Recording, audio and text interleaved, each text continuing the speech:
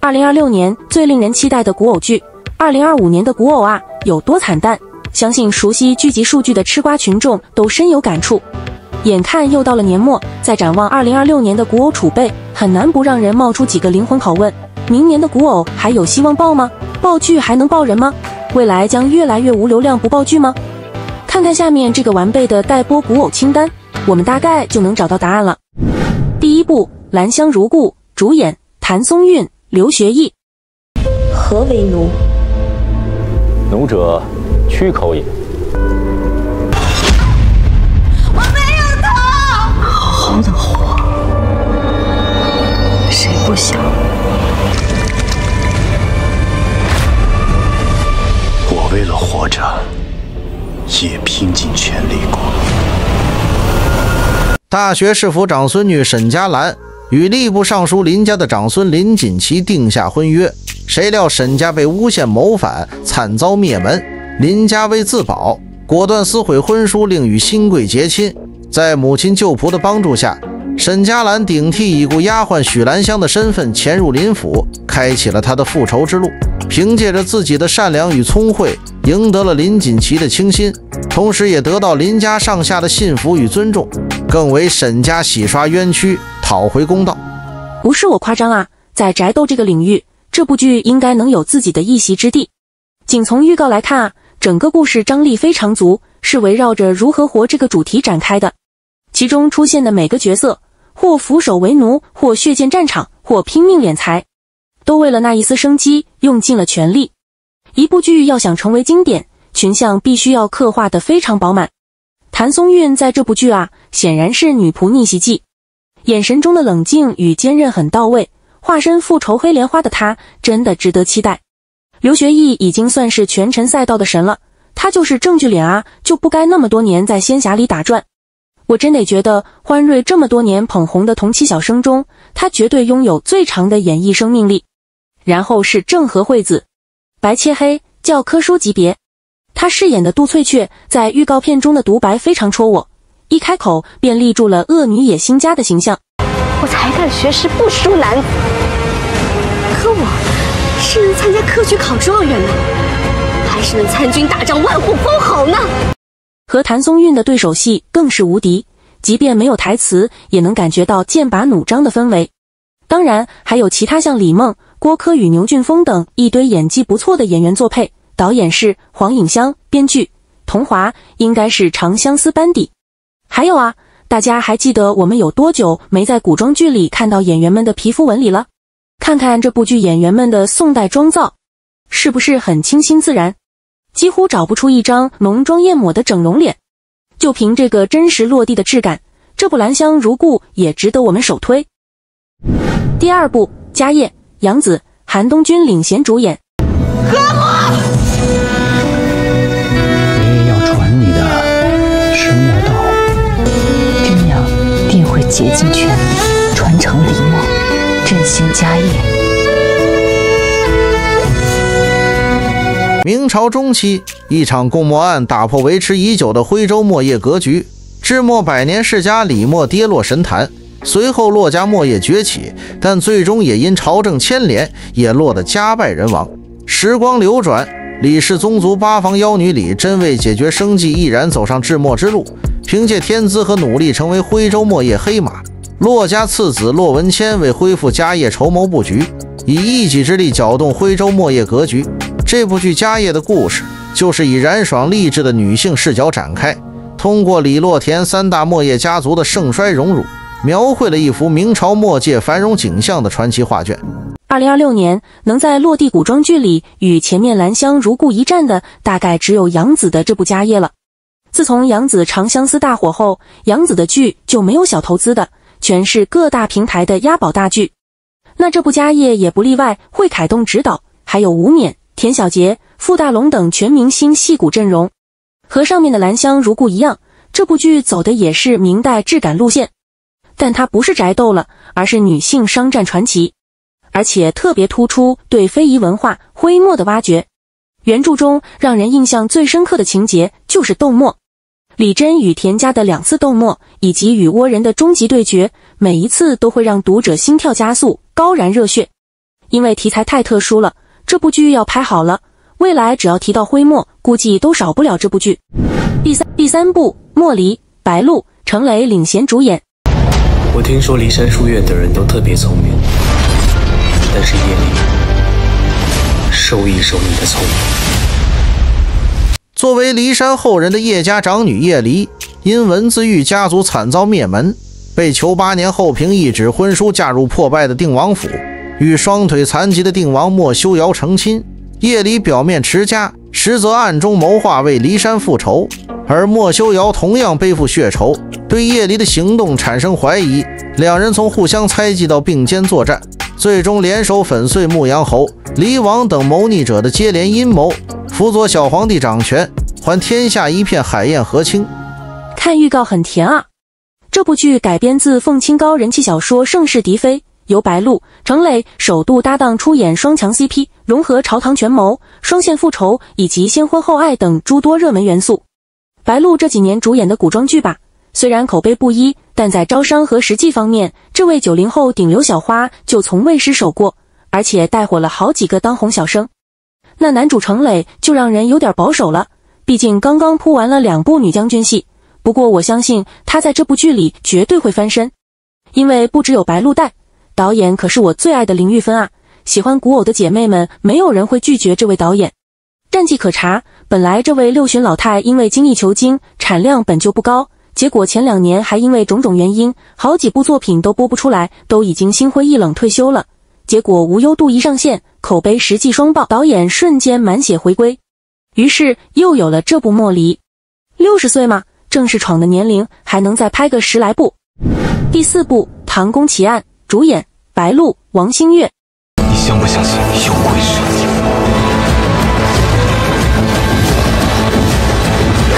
唐朝盛世，上元佳节之际，宁远公主在宫中夜宴上离奇身亡，震惊朝野。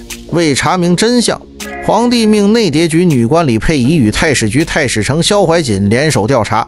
随着调查深入，两人揭开一连串宫廷秘闻与奇案，最后还发现这些案件与15年前李家灭门案有着千丝万缕的联系。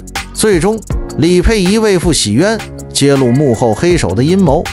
这是另一部白鹿主演的古装剧，不过是走探案风，改编自森林录的小说《唐宫奇案之血预设》。剧中多个案件映射唐代女性命运与社会议题，如冥婚案批判封建殉葬制度，血色天姿案则直指男权社会对女性才华的压制，悬疑感和诡异氛围营造到位。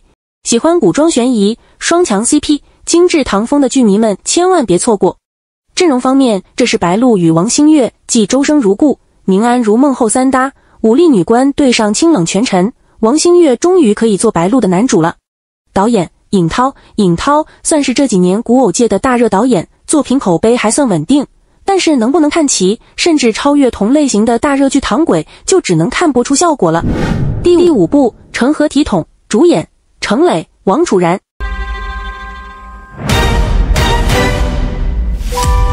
参见陛下。滚吧！啊，拖下去。不带这么玩的吧？陛下，传书了。现代社畜王翠花意外穿越成爽文里的大反派祸国妖妃与婉音，本想努力保命，盘算如何翻身时，却发现暴君夏侯旦竟同为穿越者。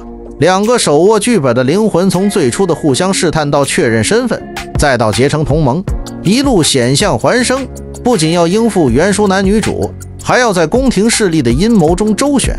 后来两人透过现代思维整肃朝纲，最终将亡国昏君、祸国妖妃的耻辱标签彻底撕掉，共享荣华富贵。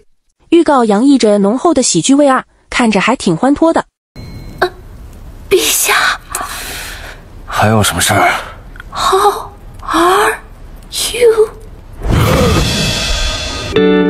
I'm fine. And you? 还好女主问的是 How are you？ 但凡他问一句鸡变偶不变，他们俩又要蹉跎好几章。毕竟初中就穿过来的夏侯旦可能还没学到那里去。当然，这种穿越搞笑题材在短剧市场上大体上已经泛滥了。陛下 ，How are you？ I'm fine. Thank you. And you? 那为什么我还要推荐这部剧呢？原因就是你见过质感这么好的短剧吗？而且王楚然真是美啊，反正就是很惊艳的那种。男主呢又是程磊，这次不走高冷路线，反套路一下，说不定能大火呢。第6部《上公主》，主演孟子义、李云瑞。长夜无聊，换你来讲个故事。那我便为殿下讲一个毒蛇与黄蜂的故事吧。艳丽高傲的丹阳公主穆婉瑶是皇帝宠爱的女儿，却也是皇权博弈的牺牲品。本是豆蔻烂漫年华，却被送去乌蛮国和亲。在那片遥远而陌生的土地上，她历经磨难，身心遭受重创，也让她深刻认识到权力的重要性。回到大魏后，穆婉瑶已然从曾经单纯的小公主蜕变成为一个冷情妩媚、手段狠辣且脾气暴躁的强势女性。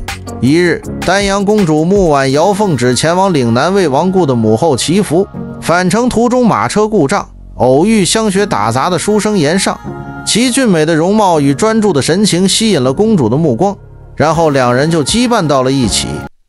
从西出玉门、九重子再到星座上公主，孟子义和李云瑞的 CP 持续升温啊！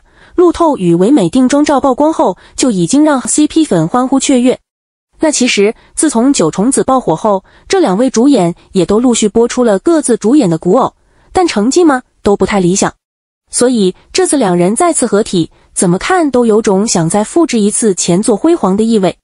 导演是长相思的秦真，原著作者也亲自参与编剧，质量上多少有点底气。演员阵容方面，新鲜小花小生占了不少重要配角，当然也有胡杏儿、唐小天、刘军这些熟面孔加盟。第7部《百花杀》，主演孟子义、何宇。灭门之女重生复仇，病弱太子暗黑蛰伏，顾青之因家族被皇室忌惮而遭灭门，转世成为西北王嫡女陈希和。重生后，她立志掌控自己的命运，不做深宅里任人摆布的柔弱女子。陈希和表面是温婉闺秀，实则精通调香术与百花秘术，暗中布局只为报血海深仇。之后她奉旨入京联姻，太子主动求娶，二人在惩奸除恶中相知，于朝堂风云中相惜，从利益同盟成长为灵魂知己，最终共同守护海晏河清的天下盛世。这又是孟子义的另一部古偶剧，他在剧中分饰两角，先是纯真灭门女顾青之，后是冷情罗刹郡主沈西河，红衣执旗，智谋封神。还有徐正熙，他是权谋摄政王萧长卿，强势入局，皇室斗争直接白热化。其他配角方面也有不少新面孔加入。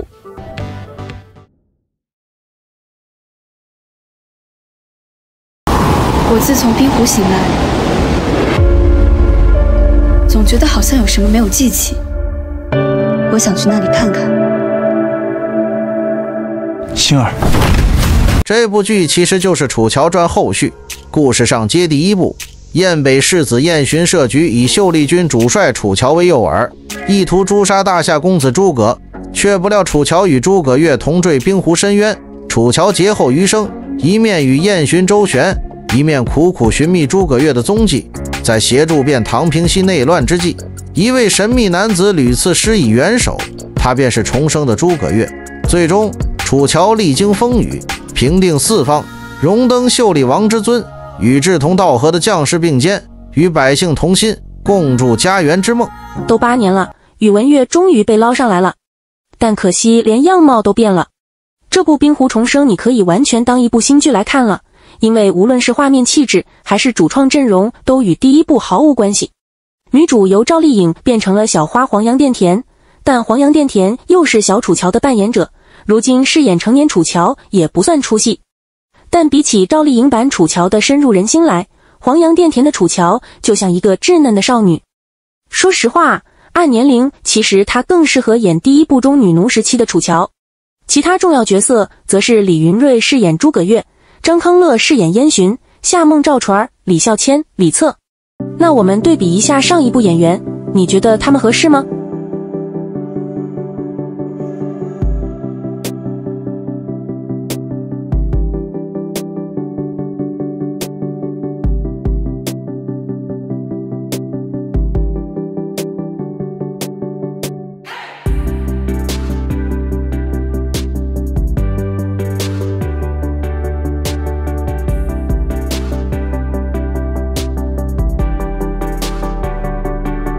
不过呢，先不谈演员适配度，光看预告，这部的制作就比第一部强太多了。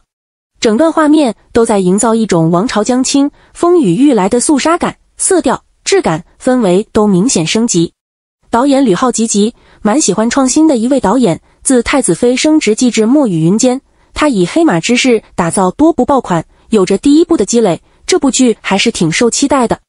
但可惜，据此前报道，17岁的黄杨钿甜因佩戴天价耳环引发关注，导致民众对其家庭巨额财产来源产生质疑，路人缘大跌，同时也间接影响了该剧的前景。第9部《竹玉》，主演田曦薇、张凌赫。他是我的夫婿。你们羞煞人也，羞煞人也！爹娘过世，竹马退婚，亲戚想吃绝户。樊长玉为了5岁幼妹，决定招赘。他把主意打到了自己救回来的男人身上，对方遍体鳞伤，身无长物，只有一张脸能看。两人很快谈成条件，他收留男人养伤，对方假入赘帮他保住家产。家业稳固后，樊长玉如约正要写和离书，怎料朝廷打仗征兵，男人被当作壮丁抓走，至此杳无音讯。那各种原因，他就拎起杀猪刀去参军了。他本来就力气大，还有家传的功夫，到了军营里也很厉害，经常有战功。再次见到男人时，他浑身是血，躺在伤兵帐里，沾着血的脸俊美如初，身上的兵符却被砍得残破不堪。之后谢征也揭开铁血将军的真实身份，与妻子并肩搏杀，携手共筑拨云见日，探求真相。这种血腥味里炖出点甜的剧情还挺新颖。女主不是浇花，会杀猪，武力值也比较高。田曦薇常年健身，胳膊肌肉线条也是杠杠的，外加可爱脸，很符合小说女主形象。男主走传统路线，权柄在握，偶尔疯批，强制爱，这也符合张凌赫的赛道。其实2023年的微博之夜就有人开始磕他俩了，所以年前这部剧宣布开机的消息一出，许多粉丝便已期待这对颜值逆天的 CP 组合，两人路透甜蜜画面也令人看得脸红心跳，使该剧尚未开播就在网上掀起热议，最终就看成片啦。班底是9重子班底，阵容吗？标准古偶配置，年轻人做重要主角，中生或戏骨作配，看演员知名度也是蛮庞大的。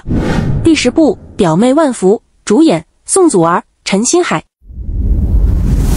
妈祖升天节的时候，我要甄家的烟火最漂亮的。家福给大表哥请安了。表妹万福，不如大表哥同我一亲。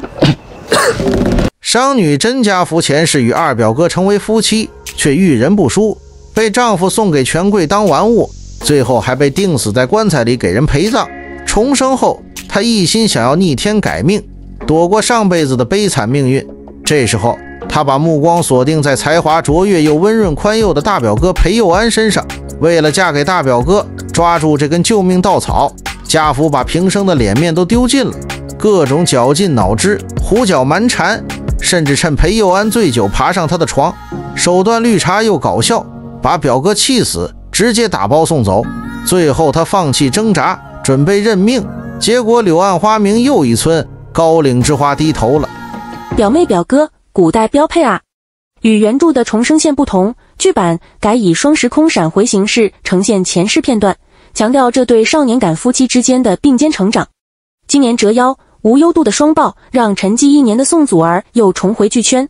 那这部《表妹万福》就是她自税务风波后接到的第1部电视剧，也是备受期待。我觉得对古偶来讲，女主颜值高的好处就是女配可以尽情美。第11部《乔楚》，主演陈都灵、周逸然。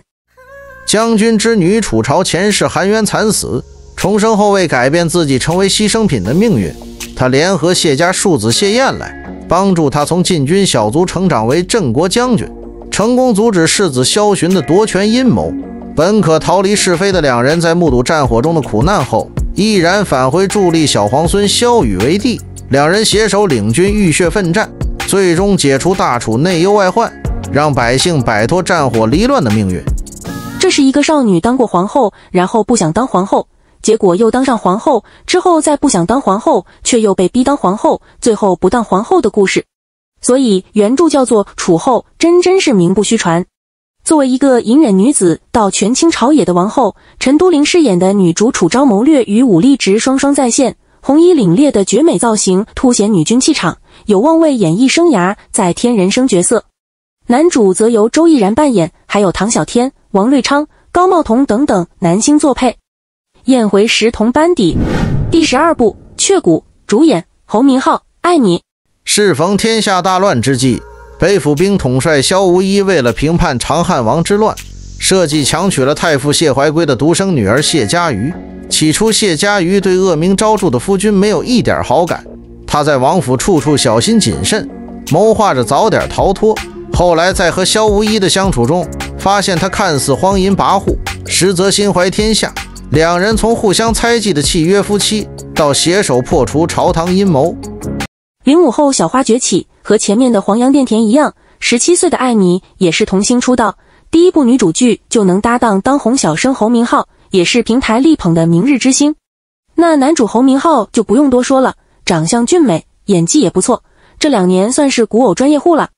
那配角阵容除了王以伦、马秋元、米热等主要演员，还有何润东、刘令姿、郑雅文、王丽坤、金莎等20多位知名演员作配，也算是星光熠熠。第13部《红尘四合》，主演王星越、徐若涵。案子要查，但心仪的女子也不能放过。家道中落的将门千金温定仪为洗刷父亲冤屈，踏上寻凶之路。女扮男装化身京城第一打工人穆小树，与奉命查案的冷面王爷宇文宏意外结伴。北行途中，两人从互相猜忌到生死与共，不仅智擒为祸百姓的恶人，揭穿江湖神棍骗局，更发现了乌敌人偷入境内作乱的端倪，将朝中贪污网连根拔起，温禄案也得以昭雪，一段红尘恋歌也终于修成正果。该剧融合悬疑探案与轻喜。主演方面，徐若涵首次挑战古装剧，颠覆形象，演绎女扮男装的双重身份。这位小姐姐身材高挑，现代装很是明艳动人，但这个古装扮相嘛，就实在是平平无奇。男主则是眉眼神情间都是戏的王星越，这次他则化身高冷王爷，兼具狐狸般的狡黠与沙场将领的冷峻。导演是古装专业户朱瑞斌。怎么说呢？这位导演的作品吧，从来没崩，但也从来没封神，可能太高产了，精细度就不够。第14部《花开锦绣》，主演丁禹兮、邓恩熙。我一心高家，却遭人陷害，迎劫被毁，不知九爷能否助我一臂之力？那我又能得到什么好处呢？诗书传家的傅氏最出名的不是恩封太子太保和状元及第，而是门口那3座贞节牌坊。傅家被称为福慧双全的九小姐傅庭云怎么也没有想到，表哥居然信誓旦旦地说和他有私情，逼得他几乎走投无路。无奈之下，他只好向偶遇的私盐贩子赵灵求助，并与他一同踏上逃亡旅程。凭借自己的胆识与勇气，傅庭云成功拿到官员贪腐证据，助力赵灵得到微服私访的太子赏识。在与恶势力多番较量后，他们冲破偏见与家族保守势力的阻挠，最后成婚。在波谲云诡的朝堂上，当年诬陷案背后真正的始作俑者被揭露并受到惩罚，两人就此开启新的人生。失之东隅，收之桑榆。原来只要坚强的活下去，就能如花绽放，一路锦绣。这部剧改编自滋滋的同名小说，是丁禹兮和邓恩熙继长乐曲后再度合作，两人这次从三臣有幸变身亡命鸳鸯。丁禹兮在古偶男星里长得并不拔尖，但演技却很拔尖，演什么都很灵动。那女主邓恩熙今年才刚刚20岁，长得眉清目秀，有点林黛玉的 feeling， 是光线近1-2年力捧的小花。导演是折腰的邓科，感觉这部剧和上面的《红尘四合》还挺像，到时候来个同时开播，还蛮有意思的。第15部《风月不相关》。天下人道，以色是人之下贱者也。观风月道，以色是下贱之人者也。没有见男人，哪来的见女人？很多年前，风月也曾长剑铁马，战旗之下英姿烈烈，然而，一场诬陷让关家陷入深渊，将门户女关清月侥幸逃脱，化名风月，隐匿于叶国梦回楼中。身处险境，风月不忘慈悲，竭力安置战乱中的无辜百姓。同时，他秘密追查真相，是要为父平反。在叶国，风月邂逅了李国质子殷歌止，两人的相遇，一个极度厌恶其低贱，一个死皮赖脸混不在意，在相互利用之下，却牵扯出了前缘情仇。说实话，这部剧的男女主真的长在我的审美上。男主邓为，温文尔雅的调戏帅哥，光看路透都帅到犯规。女主李婉达，05后混血小花，今年才20岁，混得很完美，西方骨相加东方皮相，清纯又美艳。按理说，以两位的颜值气质，这剧随便播都不会扑。可惜项目坎坎坷坷，资金链断裂，管理混乱，多次停拍。据说制片方准备把现有素材粗剪一版，效果过得去就播出，过不去这项目就算白干。最可惜的是，这剧原本是电影级配置，监制韩三平，导演陈嘉上，服化道易小雅，五指董伟拍过《长津湖》，本来是奔着爆款古偶去的，怎么就这样了？只能说一句，可惜了。第16部《良辰美景》，主演任敏、刺杀。生辰大人，当场新娘。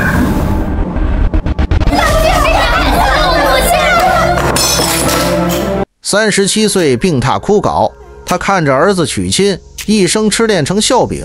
顾锦昭前世为追继子陈玄清，不惜嫁作其父陈彦允的续弦，换来的却是偏院冷寂、骨肉生分、家族背弃。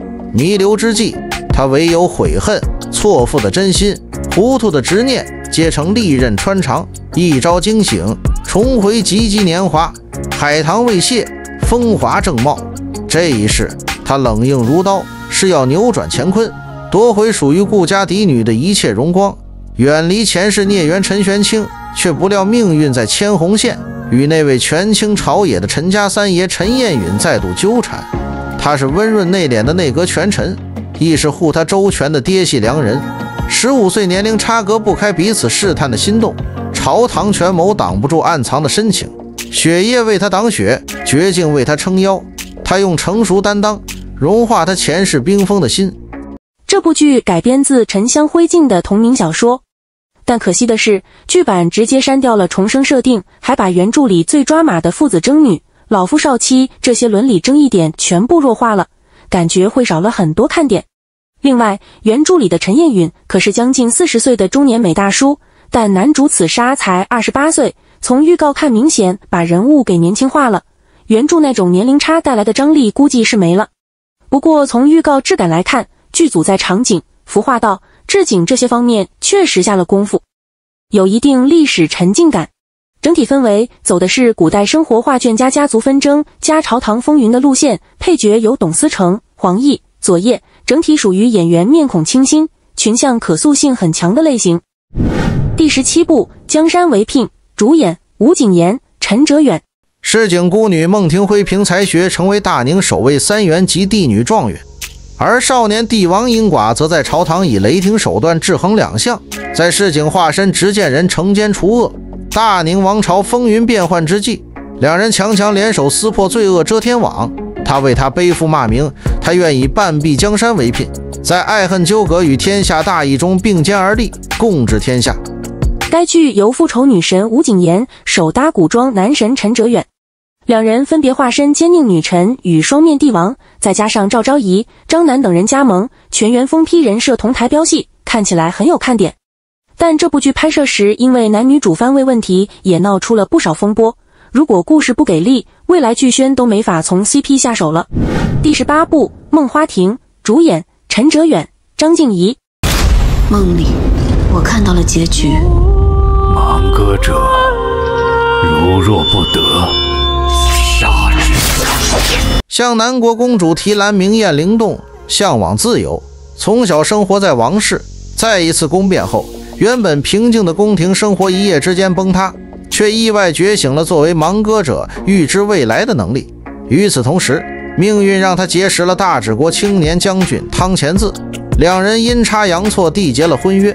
大治国二皇子仲绪在经历了叛乱和失去爱人的变故后，因提兰与他已故的王妃子簪面容相似，疯狂想要占有他。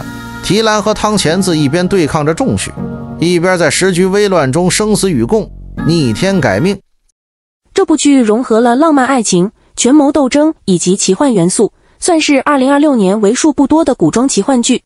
男主依然是陈哲远，他饰演的汤前子是典型的冷面战神挂，将军造型英气逼人，有点梦回，一笑随歌。女主张静怡也很绝，继续她在《藏海传》里的那股异域风美人气质，造型明艳，气质清冷又灵动，感觉这两人的 CP 要比江山为聘要好一些。第19部来战，主演鞠婧祎、张云龙。天地初开，灵气滋养万物，人族修仙，妖族化形。蓬莱族却因特殊体质，只能夺他人修为来增长自身修为，被仙门封印。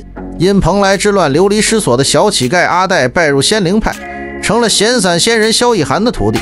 阿黛还以为拜了师傅就能成为很厉害的仙人，可让他没想到的是，他的师傅居然是个反内卷达人，每天啥也不教他，就会喝酒找乐子。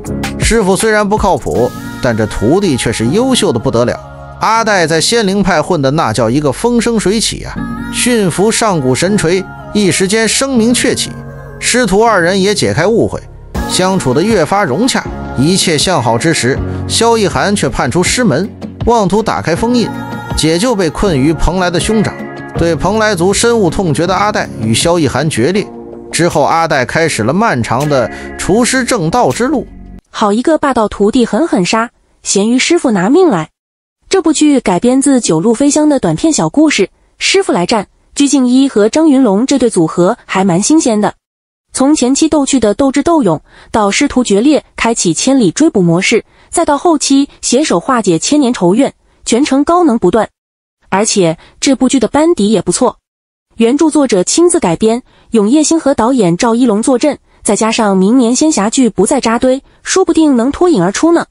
第20部《岳灵奇迹》，主演鞠婧祎、曾舜晞、陈都灵、田家瑞。剧情围绕神秘组织无相月的九尾狐陆无一展开，讲述他与武时光、勿忘言、纪灵等人为争夺大妖小为的龙神之力，在试探与合作中逐渐发现彼此背后目的，最终为消灭万妖之首九婴而面临生死抉择的故事。该剧改编自经典 IP 画皮，以古装奇幻为背景，融合权谋与爱恨纠葛，刻画人妖神三界纷争，分为3个单元故事。看定妆造型，这部剧画面唯美奇幻，算是2026年为数不多的古装仙侠奇幻剧。郭敬明执导，集结了20多位年轻明星，未来内娱的偶像剧的扛把子说不定就在他们中了。好啦，伙伴们，2026年比较让人期待的女频像古偶剧差不多就这些了，有你看好的吗？那至于男频或者说大男主古装剧，我们就放在下期盘点吧。